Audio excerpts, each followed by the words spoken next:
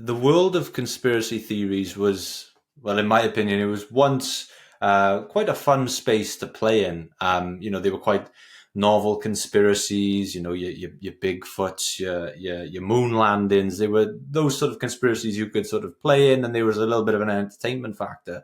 The world of conspiracy theories today, however, is quite very different. What really attracted you to write a book and go on this journey? Because the book is a really fun book in the way that you do it, that you're writing about your travel experience, seeking these things out, looking at, speaking to the people involved. How did you first get interested in taking this idea and actually running with it and going to see these things for yourself?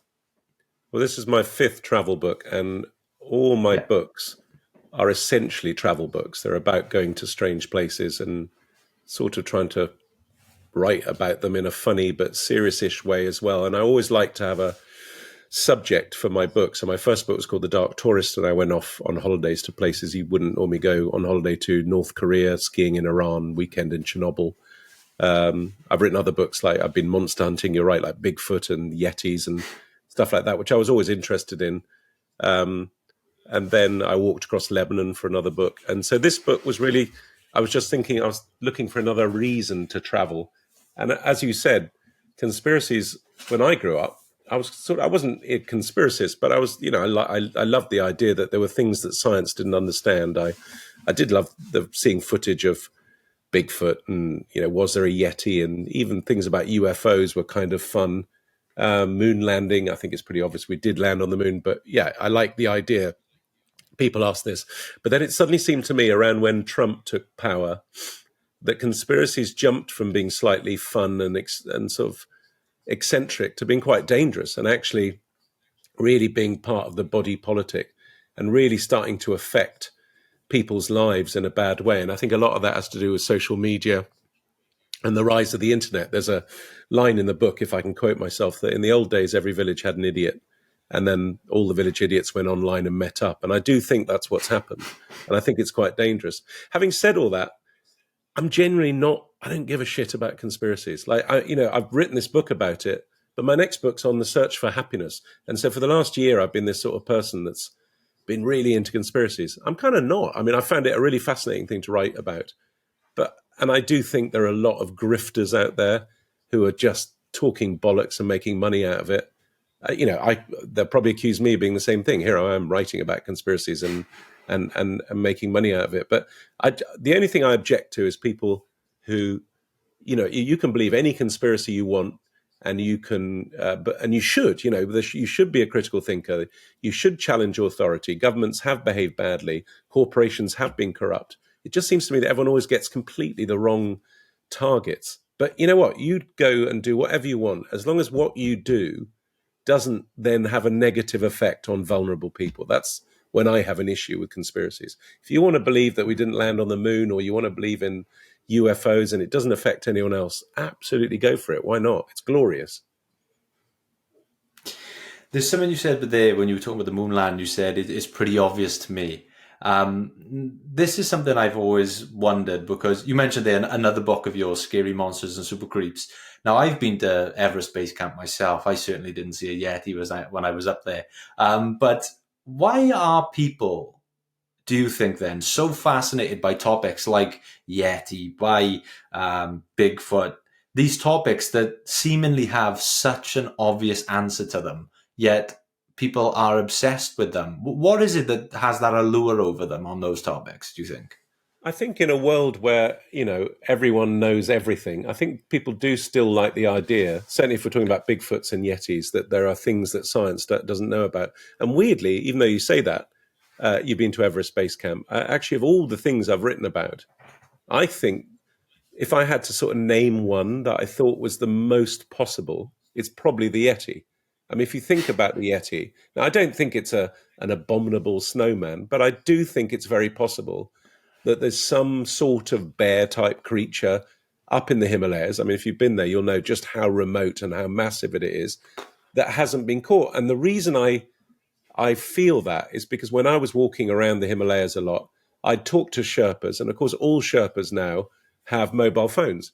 and you'd ask them about a Yeah. Yeti, or have you seen a Yeti? And they would all, they weren't doing it for money or publicity. They'd all have something, a photo on their phone, and they'd show me weird footprints they'd found, or they'd heard sounds and stuff. So I don't know, I didn't see a Yeti, but I think there have been so many sightings by verifiable, good people who are not after publicity or money of big unknown footprints and stuff that I think it's possible there is something out there. So actually, that one, I'm in Team Yeti. Wow. I love it. I love it. Well, that's quite interesting then, because you mentioned there about conversations you've had with people in these places.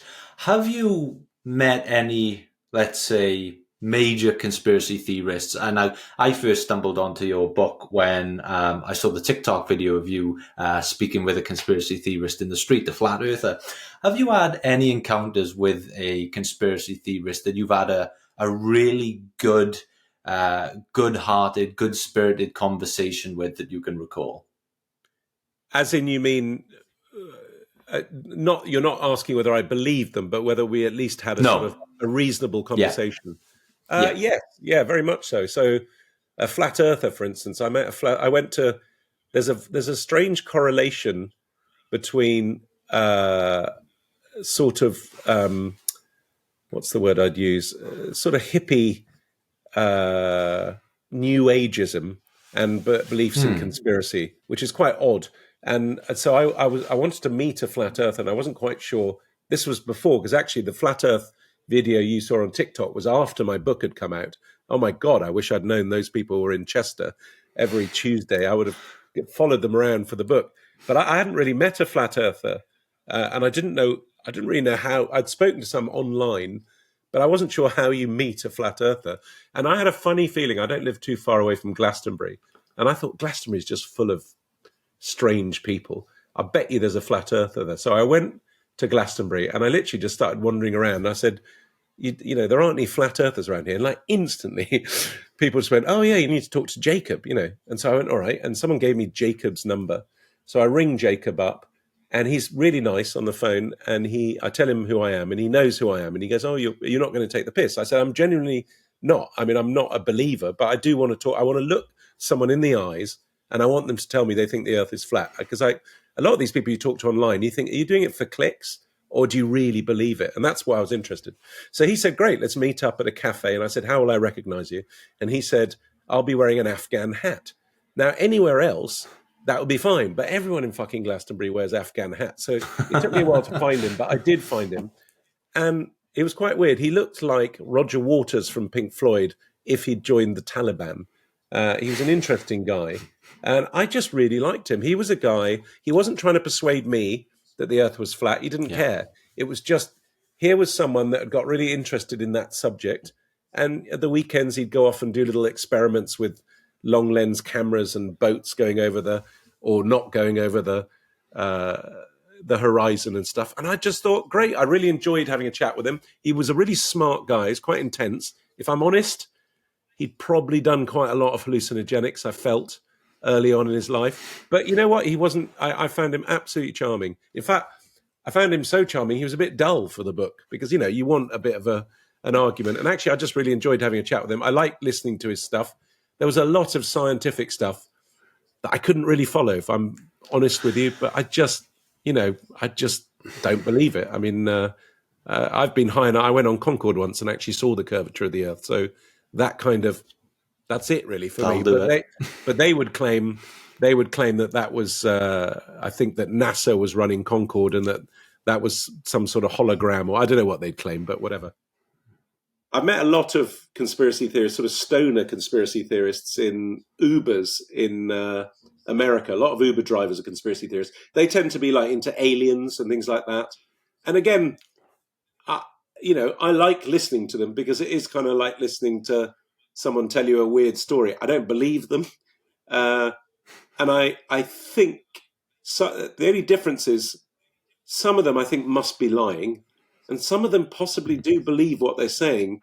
So I don't know what the answer is. It's very strange. But I mean, with the whole UFO thing, the classic line about UFOs is there probably are UFOs. I mean, in fact, there are. UFOs means unidentified flying objects, and there are definitely unidentified flying object things in the sky. We don't know what they are. I don't think that necessarily means there are little green men. And if there are little green men and it's ET, they do seem to be spending an extraordinary amount of time, phase one, on landing in deserted parts of America and anally probing rednecks. It seems, I'm not quite sure what they're trying to get out of that. So obviously the classic thing is, why don't they just land on the White House lawn and stuff? I don't know. The whole thing's very strange. But I kind of enjoy the madness of it. You know, it's fine. There's no real difference between that and stamp collecting in my view. I will admit that out of all the sort of conspiracies, the one that I do enjoy and find myself, watching videos or listening to a podcast on is UFOs. That is one that just has an allure over me.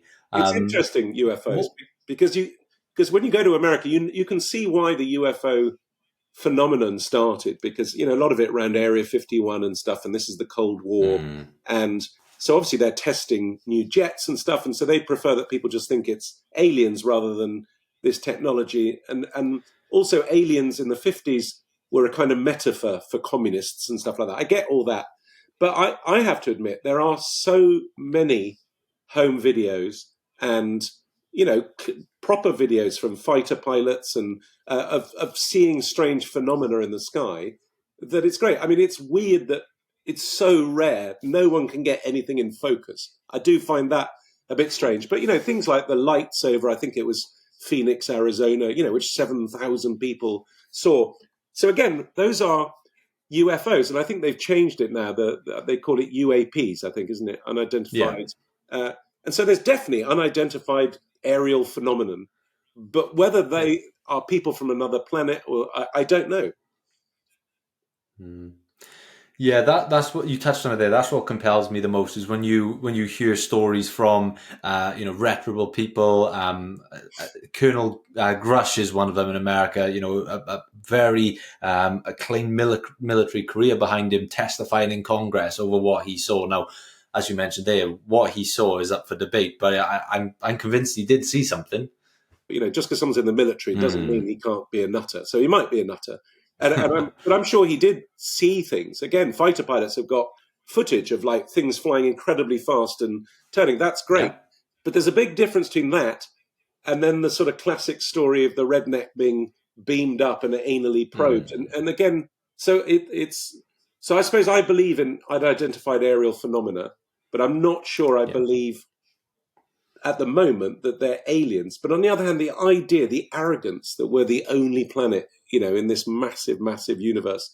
So I don't know. But why are they not just rocking up and coming on TV? What were they doing? It's always in the glamorous countries as well. I mean, they seem to have a big interest in landing in America, but I live in the South Wales valleys. And trust me, they're not landing in the glamorous parts of America. I mean, they seem to really be interested in rednecks. Yeah. Yeah. So moving from... Well, yes, I haven't heard any stories, but if they want to come visit the valleys, they're more than welcome. Moving from one conspiracy then that does pique my interest to one that I have honestly never been able to even entertain. You touched on already, is the flat earth theory. I've never understood... When I hear conspiracy theories, I like to at least try and understand where the person is coming from. With the flat earth stuff, I genuinely, I don't know where the starting point is for the people that believe in it. What are the main claims of evidence then for that? So, I mean, flat earth theory is really obvious because if you look at the Middle Ages, when people hadn't gone up into space or even flown, all old maps assumed the world was flat. I don't know what year it was when people like Galileo started working out that it was round. But there's a long history. The Bible has passages, I think, where the Earth is flat, and that's where that expression, the four corners of the Earth, comes from. And so I kind of understand that. But then it seems to me science jumped forward, and certainly it jumped forward once we started flying and once we had moon missions and stuff. And then modern flat Earth theory, I believe. I sort of think, having looked it up a bit in my book, and I took a flat earther he was a square flat earther. And if you believe in the square flat earth, there's four corners of the square flat earth: Papua New Guinea, Hydra in Greece, Bermuda Triangle on an island called Fogo in Newfoundland. And in my book, I take a square flat earther to Fogo, to the edge of the flat earth. And spoiler alert, we don't see anything. But it seems to me that modern flat earth theory, I think, started off as a bit of a joke. I think it started off with a couple of philosophy professors who I think were probably quite stoned. Marijuana has a lot to do with a lot of conspiracy theories. And I think they thought, almost like an intellectual exercise, what's the most anti-science thing we can argue? Almost as like a philosophical exercise. And like all these things, I think a lot of conspiracy theories start off as jokes, and 20% of people don't understand it's a joke and take it as real. As an example, there was a thing on Reddit called Finland Doesn't Exist. And, you can see where that started. And I do that in my book. I go to Finland, try and prove it exists. But clearly that was a joke. And that was taken by 20% of people. And I think 10% believed it. And the other 10% thought this was funny and promulgated it. So I think a lot of stuff, including flat earth, comes from there. Now, there is a sort of deeper theory with the flat earth people. There's a sort of anti-science movement, the idea that the government was lying to you. Everyone was paranoid in the 60s because the government were lying to them, and Nixon. And so with the moon landing not being faked, I think people started to think that NASA was basically the government and that you shouldn't trust the government. So a lot of modern flat earthism is a kind of anti-NASA movement, and they believe that NASA is just... And I suppose my whole question with flat earth is this. Let's just say the earth is flat, right? What would be in it? Why are NASA and the government and whoever's behind it, why are they so keen to persuade us that the earth is round? What are they getting out of that? There's no bonus for them. It just doesn't make sense at all. So the whole thing is just nonsense.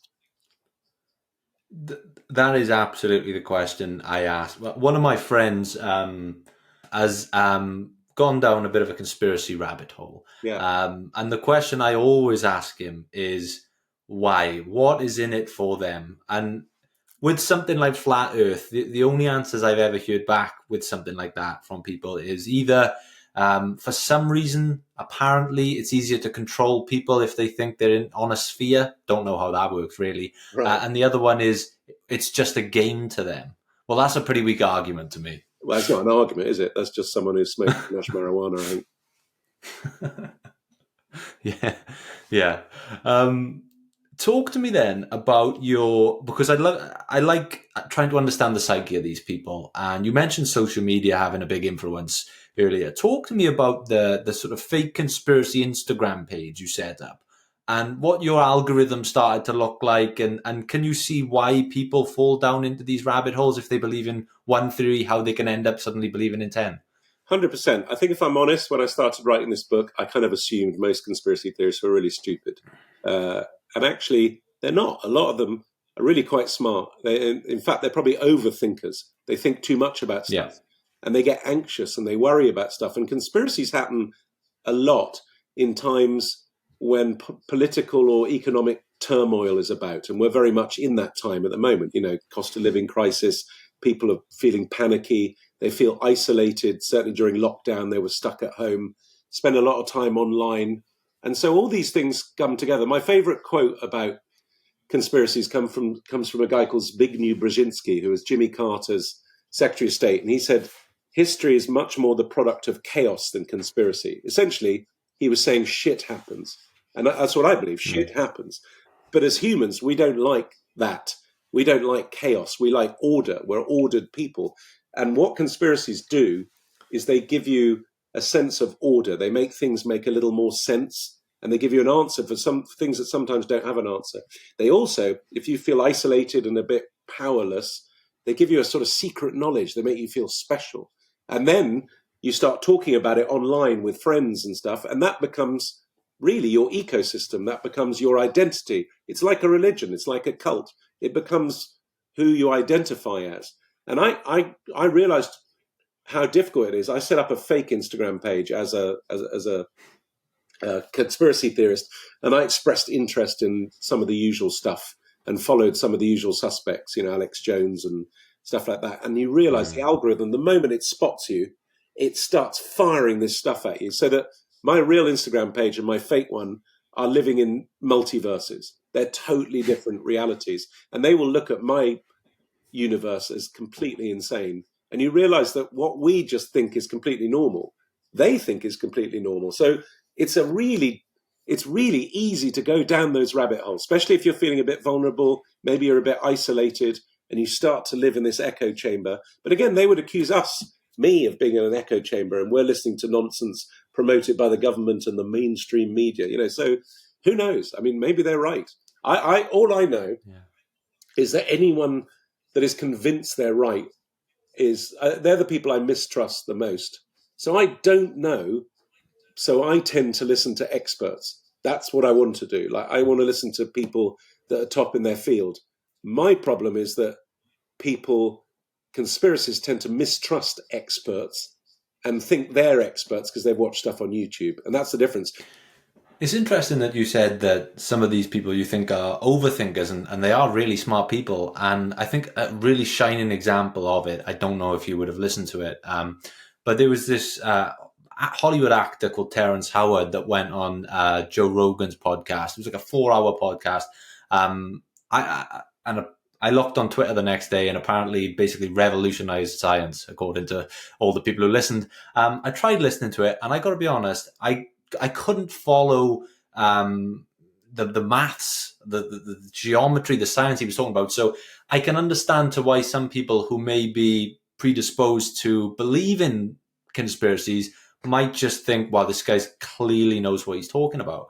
And it wasn't until a couple of weeks later when I watched Eric Weinstein go on the podcast and sit down with Terrance Howard and basically explain why everything he said was wrong, and that he actually was misunderstanding some what he put it as basic principles of mathematics.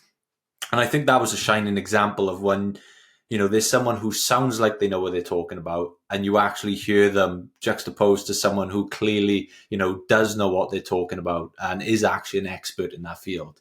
And that's one of the problems when you argue with conspiracists. If I take one on, they almost invariably, they've spent their entire life on this subject. They're obsessed, and they have these stats and they reel them out. And I'm not obsessed. I'm not an expert in it. So I can't argue those statistics because I'm not an expert. So that's why it's brilliant when you actually do get someone that is a proper expert. But the problem is, if you're a conspiracist, you'll never believe that someone's a proper expert because normally everyone is paid by Bill Gates, according to them, or that they've got an agenda or they're in on it. Or, there's always a get out clause for conspiracists. It's always like, you just cannot win. And you know what? I can't be bothered in the end. You can't. The more you argue with the conspiracists, the more they retreat into their bunkers. It's a bit like if you're trying to get someone out of a cult or an alcoholic. You have to wait till they hit rock bottom, really, and find help themselves. Yeah.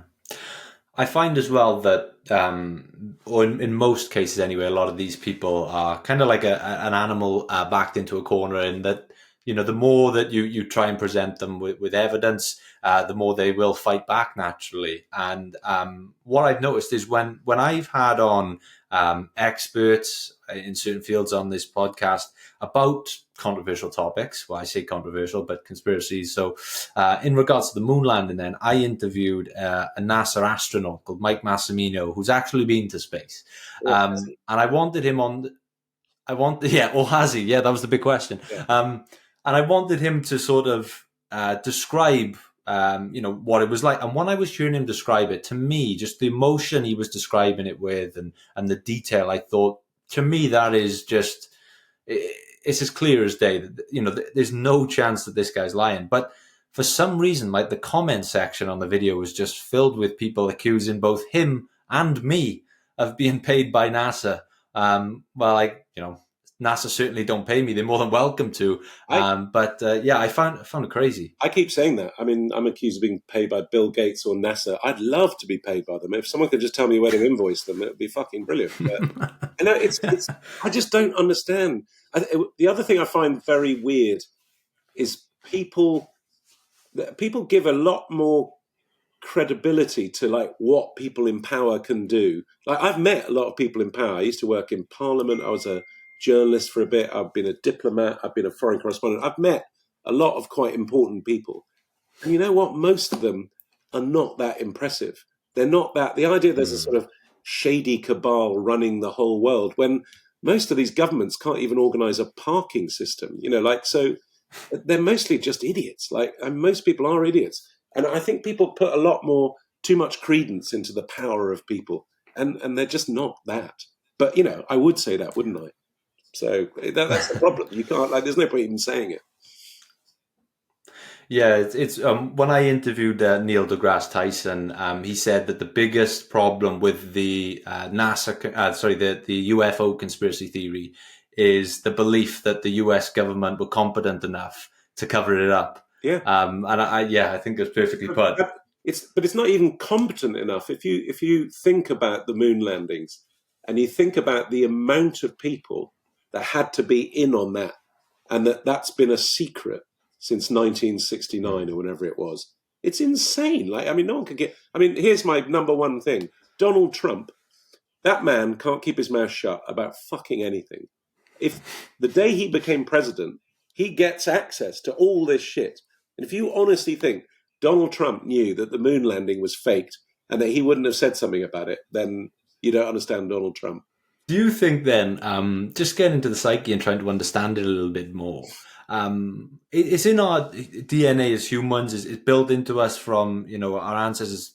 Human beings have always been quite tribal. I belong to this tribe, you belong to that tribe. We love that feeling of belonging.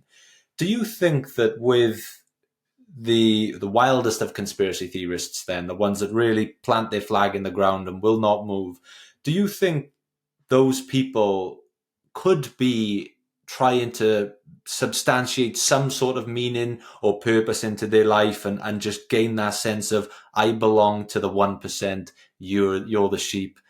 Do you think there's that level of tribalism and belonging that comes into this as well? I think there's two elements to that. I think there's a lot of contrarianism to do with conspiracies. Yeah. It's a kind of, I don't fit in, so there are often people that maybe are slightly on the outside of, never quite fitted in. And so therefore think, well, fuck it. If I'm not going to fit in, I'm going to go to the full, polar extreme and that'll become my identity, my thing.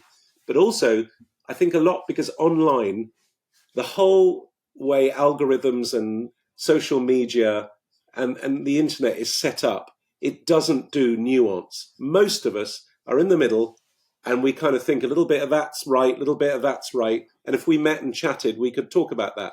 Online, nuance, agreement, sort of not sure, that doesn't get clicks. What gets clicks are extreme views on both sides. And what happens, James O'Brien on LBC calls it the footballification of life. You basically, you choose a team and whatever your team says, you go with that. And whatever the other team says is bollocks. Whereas in real life, most of us are not like that. But it's become so adversarial and so shouty. I'm guilty of it as well, that you just become that online. And so the difference between talking to people about stuff online and offline is massive. And I think that's a huge problem. And a lot of conspiracy stuff really kicked off during lockdown because a lot of us were just only communicating online. So I think the more you can get offline and meet people IRL, the better. I guess there's also, you sort of touched on it earlier. I guess if you wrote a book trying to prove these conspiracy theories and sort of arguing why they're right, it'd probably be an easier book to market in today's age, the way that, the media sort of rewards negativity, controversy, like you said, extremes. You see a lot of people on YouTube now. It's very easy to talk about these topics and get quite big views. I think one example would be just look at the numbers someone like Russell Brand does on YouTube. It astronomical numbers. And that's, idiot. Again, not a fan, no? He's a fucking idiot. Jumped into this sort of Christianity thing as a kind of, as a new grift. And also just the way he writes and speaks. He uses ridiculously and pointlessly long and complicated words. It's how a stupid person writes when they think they're trying to be intelligent. And it's how stupid people think intelligent people speak. And they don't. Actually, properly smart people are as concise. Like Orwell is one of the greatest writers. It's just clear, sharp prose. And basically, if you're trying to over elaborate your language and make it all flowery and big. It's because you've got an insecurity and you're trying to sound smart. And it just drives me nuts. I think another problem with the conspiracy journalists, the conspiracy reporters, then, you mentioned Alex Jones earlier. People would tune in at one time to him on, the Joe Rogan podcast just for an entertainment factor alone, rather than a source of news. But for someone like him who throws, so much at the wall, eventually something will probably stick. I mean, if you take 1,000 shots, one of them's probably going to go in. Of course, the problem with that and then you'll is that he started off with stupid but amusing things like is fluoride in American water turning frogs gay? It's like, well, who cares? And Yeah. it isn't, but that's funny. And he ends up slandering the families of can you imagine anything worse than losing your kid in a school shooting, and then that arsehole goes online and raises a group of people to attack those parents and claim that they faked it and that their kids are still alive. I mean, that is so despicable. And he's a grifter and he's a scumbag. And it's, again, maybe 1 in 1,000 of those shots will stick.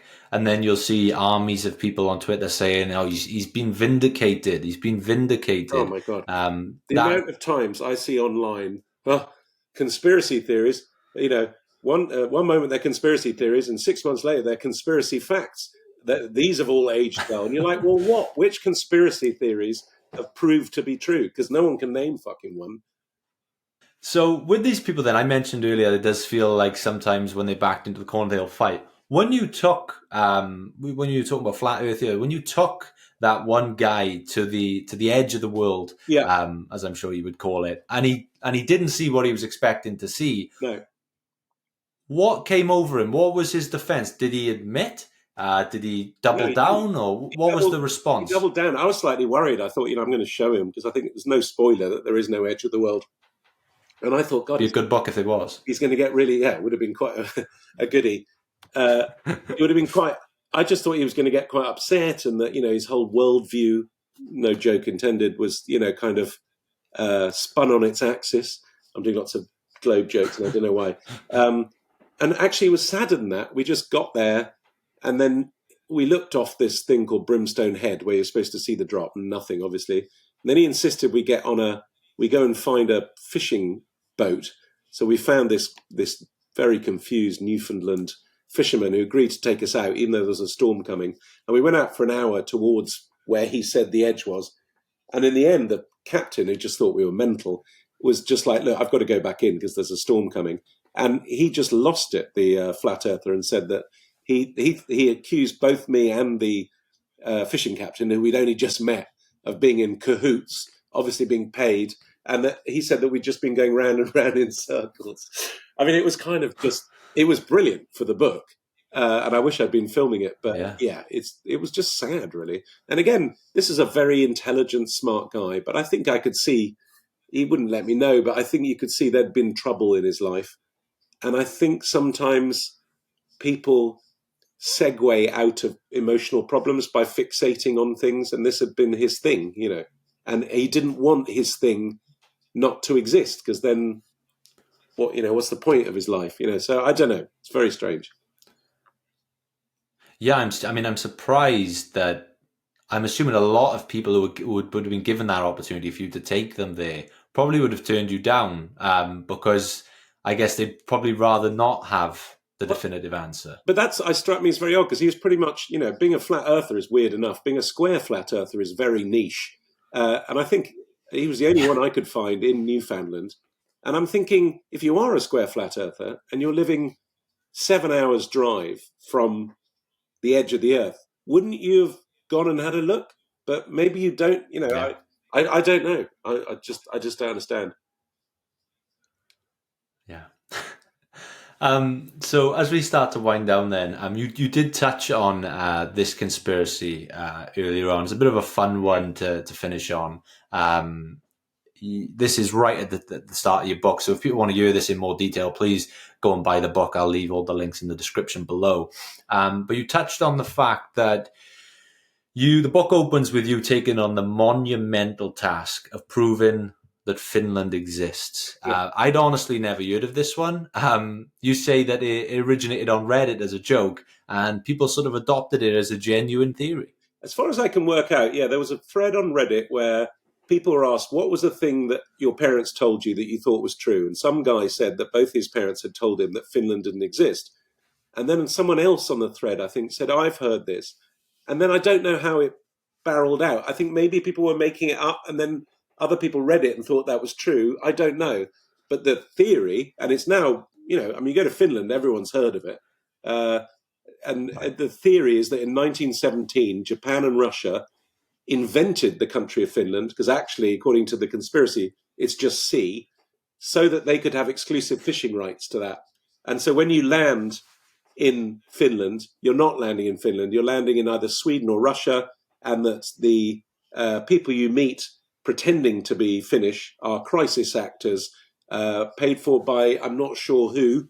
So it's very weird. So I just thought that'd be a good way to go, because clearly Finland exists. I can fly to Finland, land in Helsinki, and say, boom, conspiracy debunked. But it's not that easy, because if you put your conspiracist hat on, you think, well, you think you're landing in Finland, but you're not. It's fake. You're landing in Russia. And I'd say, well, look at my phone. The phone map says I'm in Finland. And they would say, well, who designed your phone? Is it Bill Gates? It's Apple. They're in on it. NASA did it. And you realize you can't prove. So I've been to Finland, and I know I've been to Finland, but I don't think I could prove to you conclusively that Finland exists. And that's a weird thing to say. So with these people, so the people living in Finland, are they sort of in the Truman Show, or are they the actors themselves as well? Well, there is no such place as Finland, according to the conspiracy. Sorry, of course, yeah. According to the conspiracy, it's a kind of set, which is in Russia or Sweden, right? And they're all actors. So yes, it's a sort of Truman Show. Is that exactly that? So Finland itself is a complete Truman Show. Quite why, I don't know. Like, if no visitors come to Finland, does everything stop? If a tree falls in the woods and no one's watching, that kind of stuff, I don't know. I got so bored in Finland, in Helsinki, because I didn't find Helsinki very interesting. I took a ferry across to Tallinn in Estonia, which is very quick to do. Yeah. And I joked, actually, when we were on there, that was, the actors are all in Tallinn, and that they get so when I was on, it was like the change of shift of actors. So Tallinn is like the green room. I don't know. I've absolutely no idea. It's very odd. Finland itself is very odd anyway. Like, it's regularly voted the happiest country in the world, and yet it also has the third highest suicide rate in the world. So I'm like, make your mind up, like one or the other.